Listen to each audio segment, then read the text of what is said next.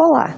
Na aula de hoje nós vamos trabalhar um tema que é bastante complexo e muito atual. Tendência nas organizações. Que tendências são essas? Nós vamos trabalhar em 3 aspectos. Tendências voltadas para tecnologia, tendências voltadas para pessoas e tendências voltadas para o ambiente organizacional. Para que nós possamos entender com maior profundidade essas mudanças, vamos dar uma olhada nesse quadro a seguir. Existem 2 forças que reagem às mudanças organizacionais. Pessoas que acreditam nelas e outras que preferem ficar na zona de conforto. Foi possível observar um grupo de pessoas com uma postura proativa, acreditando no processo de mudança. Por outro lado, nós também observamos uma pessoa resistente a esse processo. E aí que vem o grande segredo dos gestores no ambiente organizacional, tentar observar se as pessoas estão envolvidas ou elas estão comprometidas nesse processo. O grande diferencial hoje, nós podemos ter uma tecnologia de ponta, nós podemos ter equipamentos altamente sofisticados, nós podemos trabalhar numa estrutura organizacional com um ambiente fantástico, mas as pessoas são os grandes talentos, são as pessoas que vão dar o diferencial no ambiente organizacional. Essas pessoas, elas precisam estar preparadas, elas precisam conhecer o que se espera dela, qual é a perspectiva de crescimento. Um outro detalhe, as pessoas, quando não conhecem, eu não acredito que as pessoas resistam à mudança, as pessoas resistem à transição. O medo do inesperado, o medo do novo, o medo dos desafios. Então é muito importante que essas pessoas sejam trabalhadas, que elas possam passar por programas de treinamento e desenvolvimento contínuos. Enfim, de uma maneira bastante resumida, podemos afirmar que as mudanças são necessárias e inevitáveis, ocorrendo em 3 níveis: tecnológico, pessoal e organizacional. Se entrarmos na área de tecnologia, é uma área com muitos desafios e uma área que também acaba ocasionando uma série de desconfortos. Por quê? Porque se as pessoas não conhecem, não sabem o que está vindo, fica muito difícil elas poderem se preparar para os desafios do cotidiano. Aí, eu gostaria de fazer alguns comentários com vocês com relação a essas mudanças na área tecnológica. Vamos pegar os computadores, vamos pegar a área digital que está passando por um processo, uma reformulação muito grande. Vamos pegar também a área do conhecimento. Eu gostaria até de citar como exemplo a minha própria profissão. Eu hoje atuo em vários segmentos, mas um deles é na área educacional. O ensino presencial em sala de aula, ele está ficando um pouco defasado. O mundo inteiro hoje trabalha de uma forma diferenciada com o ensino virtual. Então, mudança é igual sobrevivência. Nós temos que nos preparar para fazer frente a essa nova exigência, a esse novo cenário. E isso, só quem pode fazer são as pessoas. Falando de pessoas, vamos começar a levantar alguns pontos. O ser humano, que máquina fantástica, tecnologia nenhuma vai conseguir chegar ao potencial que o ser humano tem. Por quê? Porque hoje nós utilizamos apenas em torno de 8% da nossa capacidade. Nós somos um equipamento super sofisticado, com poder ilimitado. Mas o ser humano sente medo. Medo de colocar toda a sua potencialidade para fora.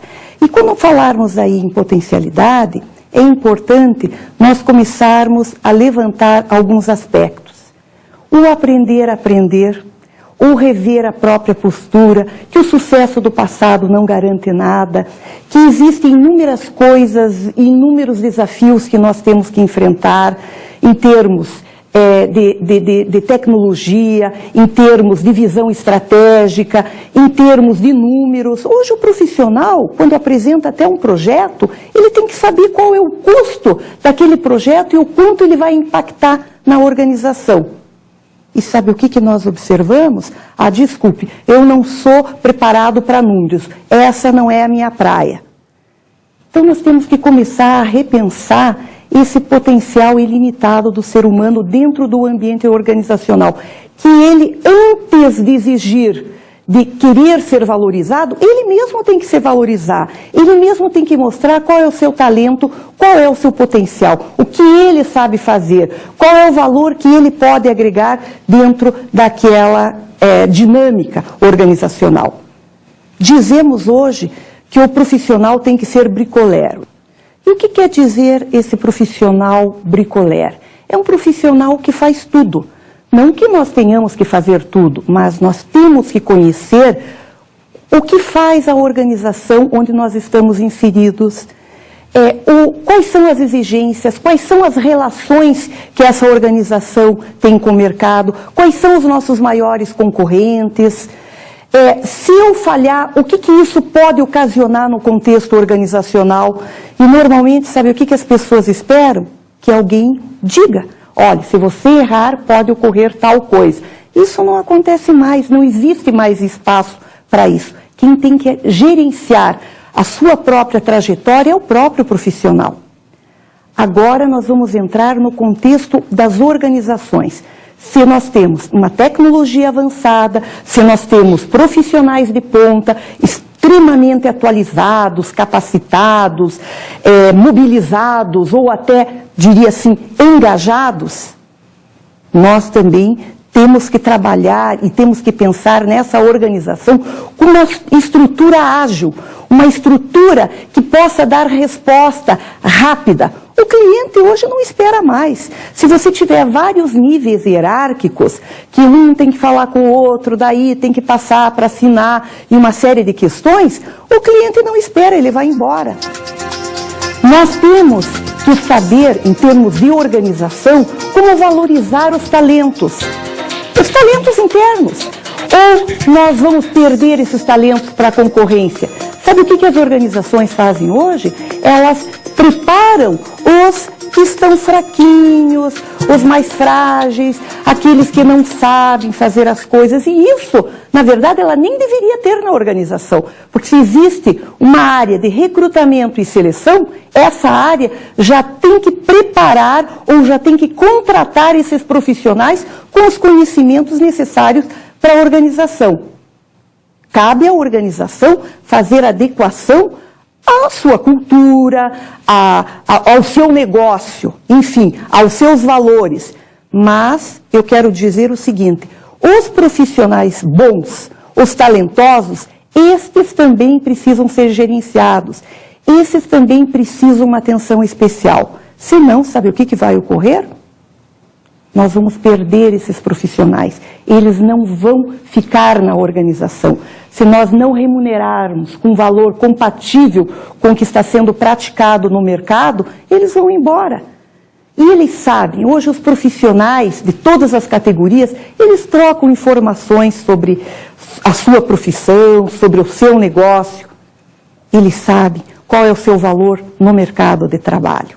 Para isso, vamos chamar agora um consultor de empresas que vai mostrar um pouquinho como é que as coisas estão ocorrendo e acontecendo na prática.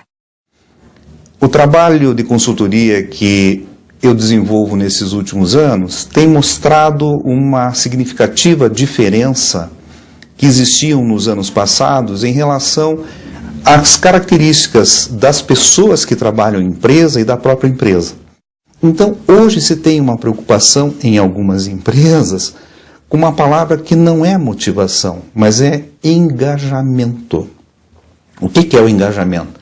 Engajamento é mais que motivação.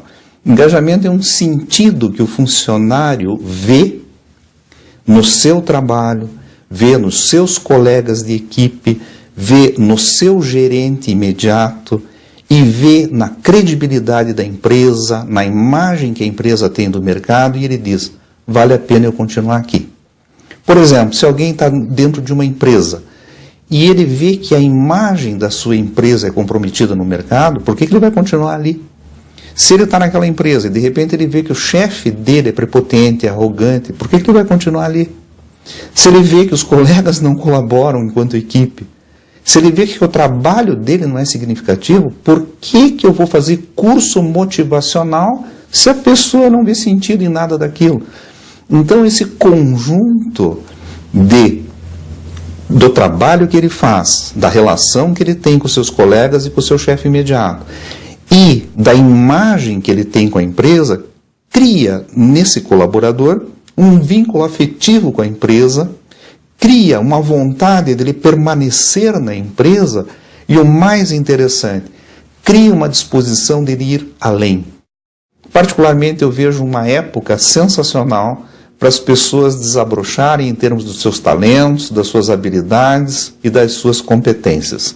E eu espero efetivamente que para o nosso país essas pessoas possam acordar para uma realidade muito favorável que nós temos em termos de futuro.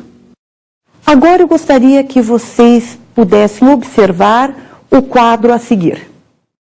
No quadro a seguir podemos observar que é uma curva de mudança. Se nós analisarmos a linha vertical, nós vamos ver o desempenho e na linha horizontal um tempo.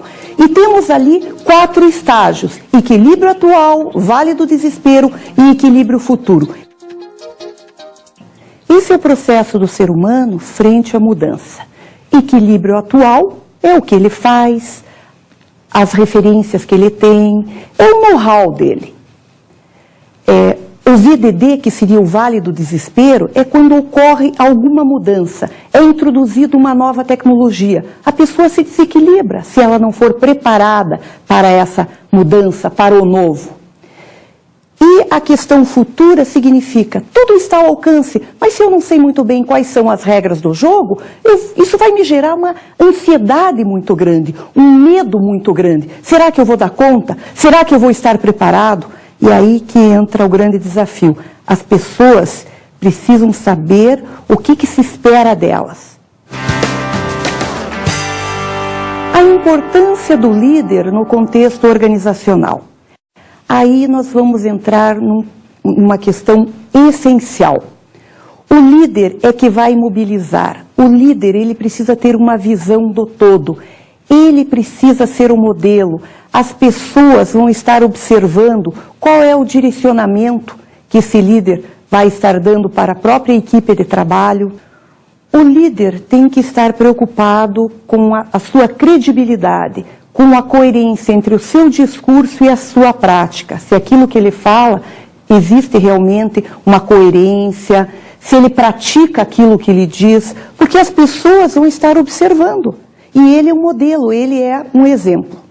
A flexibilidade é uma questão essencial, porque nós, dentro do contexto organizacional, trabalhamos com pessoas diferentes, com culturas diferentes, com crenças diferentes, com formações diferentes. Então nós temos que ter um equilíbrio emocional muito grande para poder lidar com essas situações.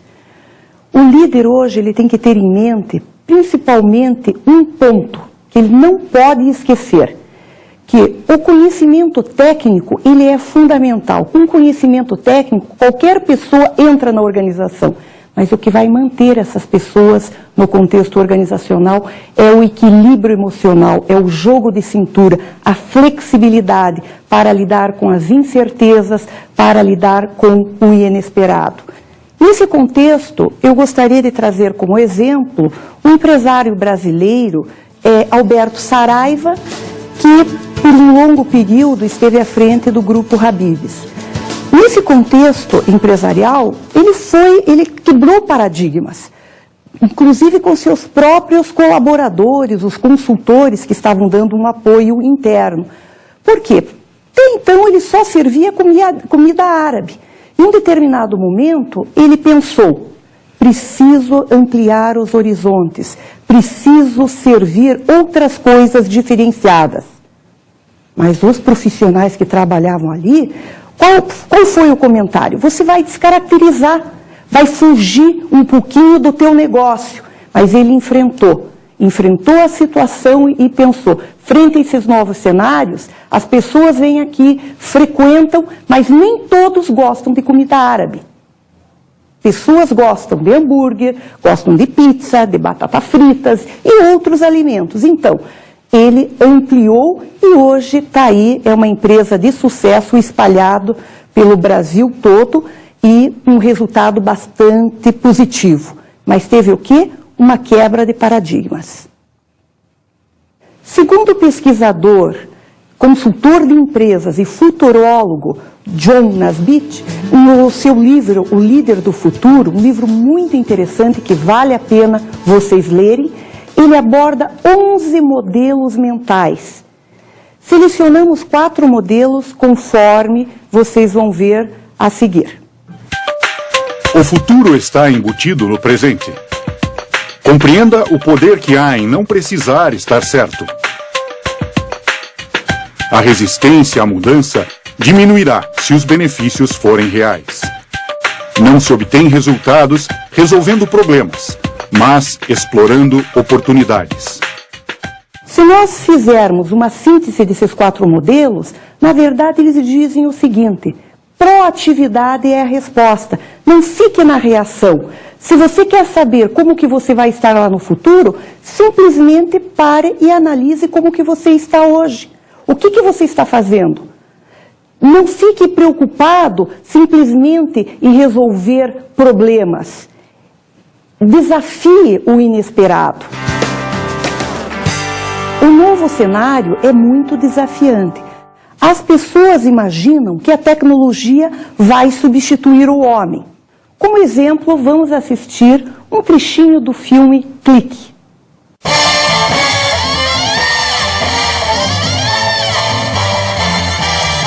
I'm gonna live till I die. I'm gonna laugh instead of cry. I'm gonna take town and turn it upside down. Hey, my new star. Congratulations. Sit down, big guy. All right. Well, I am a little tired. The family was up late last night celebrating. Oh, you really knocked one out of the park last night, didn't you? Hey, you were great too. All you gotta do now is draw up the construction plans if Watsuhita commits to the major bulk of the funds. Looking at my new partner. Before my numbers I thought I was already your partner. Whoa, cowboy.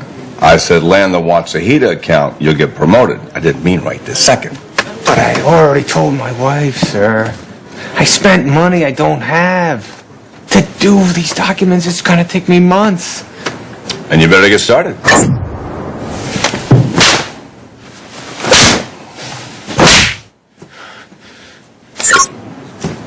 Wow, I just got a big headache. Wow. I was hit by a train or something? I didn't see anything. No filme é possível observar o relacionamento entre o diretor de uma empresa com o seu colaborador e a falta de controle que o colaborador tem para lidar com a situação. O que ele faz? Pega o controle remoto, dá um clique e esbofeteia o seu diretor. Na prática, isso não pode acontecer. Se a pessoa não tem equilíbrio emocional, flexibilidade, jogo de cintura, ela não pode se relacionar com o outro.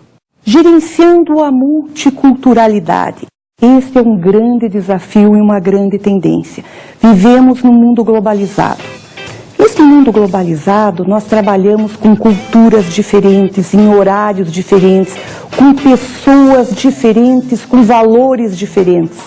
Se pegarmos um exemplo de uma empresa da área de informática na Índia, eles trabalham 24 vezes 7. O que significa? É um trabalho contínuo, eles não param. Então, enquanto aqui nós damos uma pausa para descanso, para alimentação, para o sono, lá eles vão trabalhando. Então, eles estão muito à frente em termos de tecnologia. E hoje, gerenciar a multiculturalidade significa nós conhecermos outras realidades. Nós não precisamos inventar a roda já foi inventada. Muitas pessoas já têm projetos desenvolvidos muito tempo, com muita pesquisa na nossa frente. Então, são essas as questões que nós precisamos atentar. A As pessoas precisam gostar do que fazem, elas precisam respeitar as diferentes culturas e tentar criar um clima de harmonia onde as pessoas possam produzir com criatividade, as pessoas possam inovar, enfim, que as pessoas possam dar o melhor de si. E isso só será possível se houver respeito, se houver perseverança e se houver compreensão a respeito sobre o que elas estão falando e o que faz parte daquele contexto que está sendo discutido. Os desafios são muito complexos. Hoje as organizações, elas devem incentivar os seus colaboradores a assumirem riscos. Que riscos são esses? A ficar atento às situações que ainda não foram inventadas, às situações inusitadas. Ficar atento a situações novas, a demandas que a organização ainda não se preparou, mas o cliente sabe o que ele quer. Muitas vezes o empresário se preocupa em trazer equipamentos de fora, em tentar montar mesmo dentro da organização uma área para que possa dar conta de determinados serviços. Não há necessidade. Muitas vezes você pode terceirizar esse trabalho, só que você tem que tomar muito cuidado quando você terceiriza, porque hoje, às vezes você acaba tratando os terceirizados como primos distantes, e eles devem fazer parte do contexto organizacional. Muitas empresas têm aproveitado os próprios colaboradores, quando eles conhecem, quando eles sabem fazer algo, a própria empresa oferece. Você não gostaria de sair da nossa empresa e abrir teu próprio negócio e começar a prestar serviços para nós? Esse é um grande desafio e são, digamos assim, questões que precisam ser repensadas e precisam ser visualizadas. Eu tenho observado algumas organizações, na prática, que criaram empresas espelhos. E o que são empresas espelhos? Eles selecionam internamente os melhores profissionais, aqueles mais questionadores, aqueles visionários, e eles pedem que esses profissionais estudem algumas questões relevantes. O que pode impactar a nossa empresa? Quais são as situações que podem ocorrer e que, de alguma forma, nós não temos essa visão, nós podemos não ter respostas rápidas? É um cenário fantástico, vale a pena nós entrarmos nessa caminhada.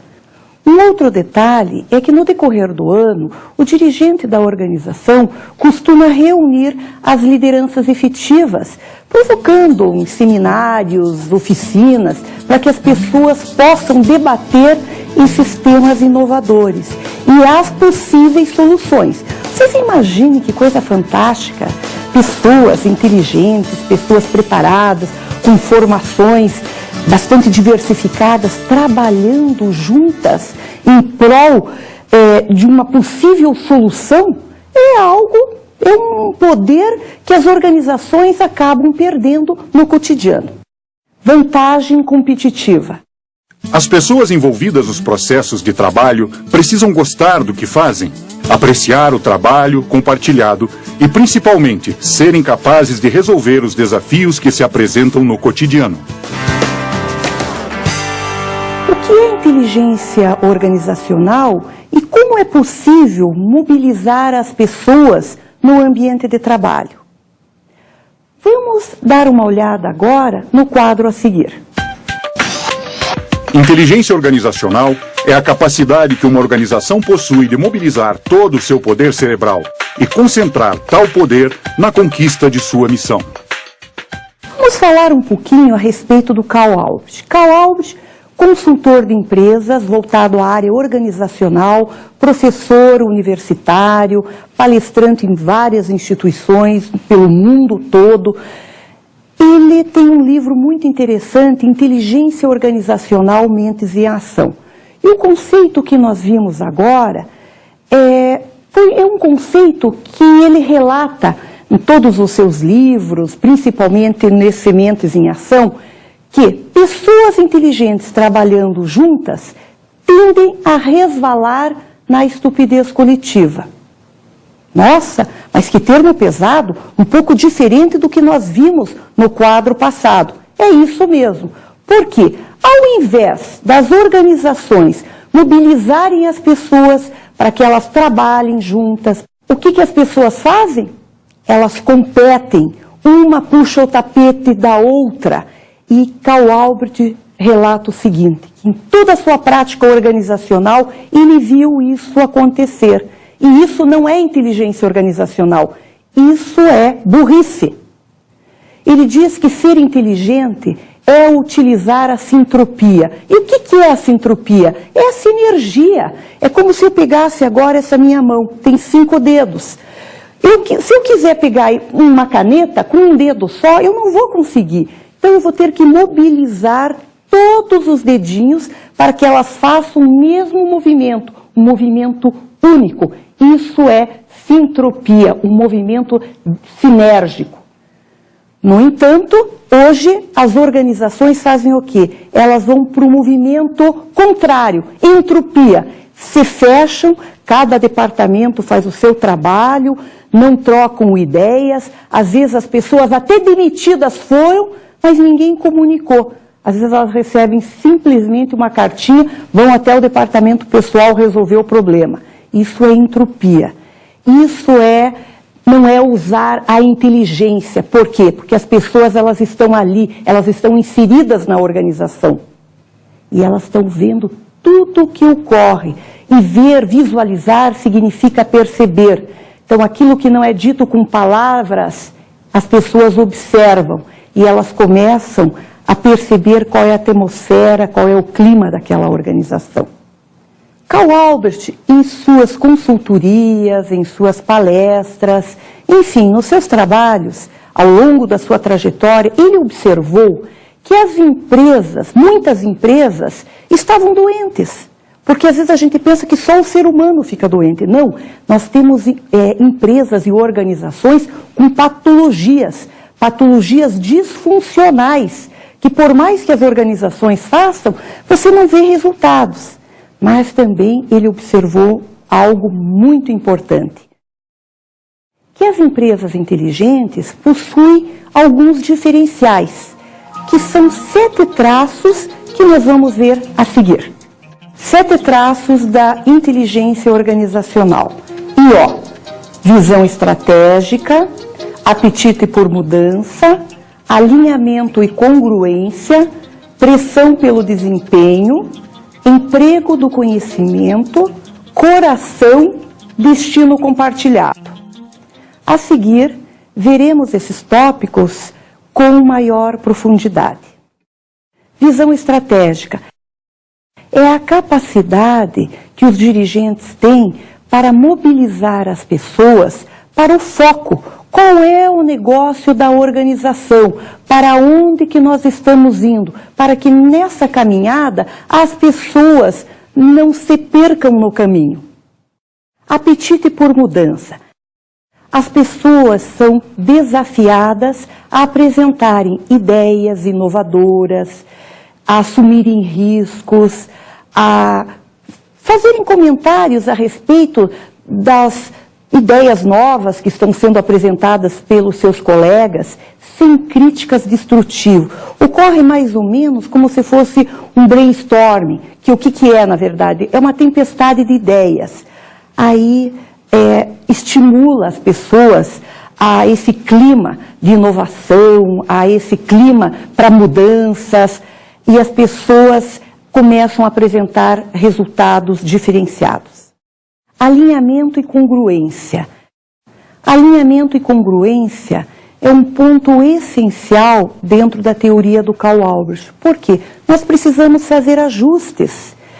As pessoas estão em estágios diferenciados. Se nós pegarmos aí uma escadinha com vários degraus, uns vão estar no degrau 2, outros no 4, outros no 6, outros já no degrau número 9, enfim, nós temos que saber exatamente aonde que nós queremos chegar e tentar avaliar a equipe de trabalho, em que nível cada um está, e ver esse gap. O que nós precisamos fazer para que esses ajustes sejam adequados? Pressão pelo desempenho. As organizações precisam mobilizar as pessoas para que as pessoas acabem se sentindo donos daquele projeto. Eu faço parte desse projeto. Se em uma determinada etapa alguém falhar, a falha também é minha. E aí você começa a mobilizar as pessoas para uma ajuda, para uma troca efetiva, para um acompanhamento, principalmente com questões voltadas a resultados finais, a questões com qualidade, a questão fundamental que eu chamaria a atenção de vocês é customização. E você só vai realmente se importar com essa questão se você perceber que faz parte de todo esse processo de trabalho. Você não é mais um, você acaba tendo o sentimento de ser o ator principal daquele teatro, daquele cenário. E você vibra com o sucesso, você vibra com a vitória. Emprego do conhecimento significa você utilizar todo o potencial intelectual disponível dentro do ambiente organizacional. Agora pergunto para vocês, isso ocorre na prática? Não ocorre. Por quê? Nós sempre temos alguns iluminados dentro da empresa que acham que sabem tudo. E eu diria assim para vocês, a partir do momento que as pessoas que fazem o trabalho, que conhecem a realidade, que elas começam a acreditar na dinâmica organizacional e começam a apresentar ideias, muda todo o contexto. Pessoas inteligentes pensando ao mesmo tempo sobre uma determinada questão, o resultado só pode ser o sucesso. Coração. As pessoas vibram com os resultados, com as vitórias, com o sucesso dos colegas. As pessoas colocam o coração naquele trabalho. E colocar o coração no trabalho significa amar aquilo que se faz, vibrar com o sucesso, com a vitória do seu colega. Mesmo que para isso você tenha contribuído efetivamente, mas o seu nome não apareceu. Mas você sabe que você ajudou também nesse percurso. Você tem duas formas de trabalhar efetivamente, com a mente e com o coração. Quando você começa a aliar as duas coisas e coloca a emoção, o resultado é bastante gratificante e diferenciado. Destino compartilhado. Pessoas trabalhando juntas, trocando efetivamente, compartilhando um clima de cooperação, um clima de harmonia, onde as pessoas têm muito claro qual é o seu papel, qual é o papel do outro. Não existe uma competição destrutiva, mas sim uma cooperação de forma efetiva.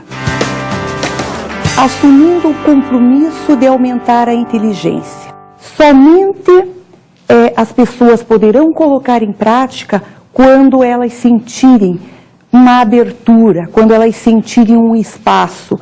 E aí nós poderíamos dizer que a organização ela é inteligente quando ela utilizar as pessoas em todo esse processo de trabalho, quando ela simplesmente não ditar as regras, quando ela valorizar as pessoas que estão inseridas dentro da organização.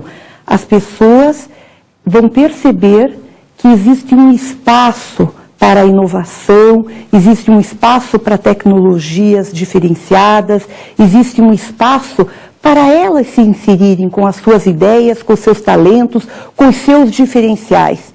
Aí é que nós podemos dizer que essa empresa, ela utiliza e ela pratica a inteligência organizacional. Vamos analisar a ideia a seguir? Não faz sentido adotar uma tecnologia apenas porque ela está disponível.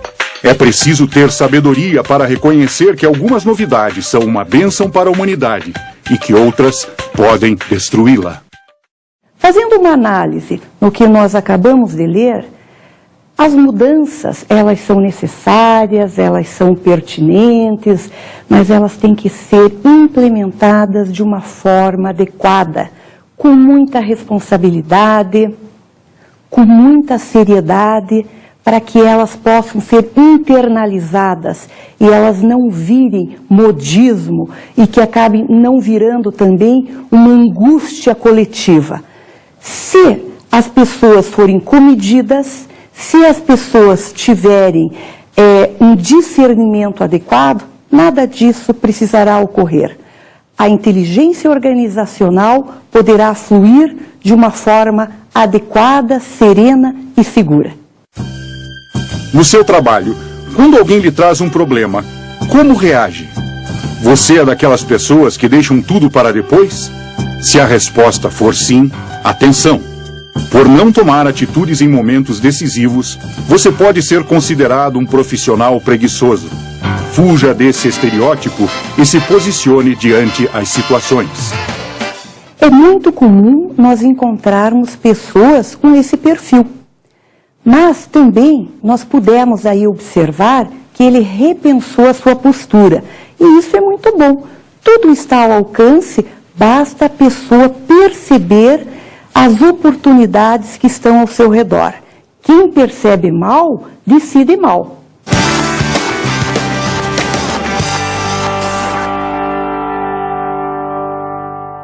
Para a aula de hoje, eu gostaria de sugerir a leitura de um livro. O Poder das Mentes em Ação, Desenvolvimento e Gestão da Inteligência Organizacional. Cal Albrecht, editora Campos. Capítulo 11, Enfrentando o Desafio. E o capítulo 12, Psicoterapia para a Empresa.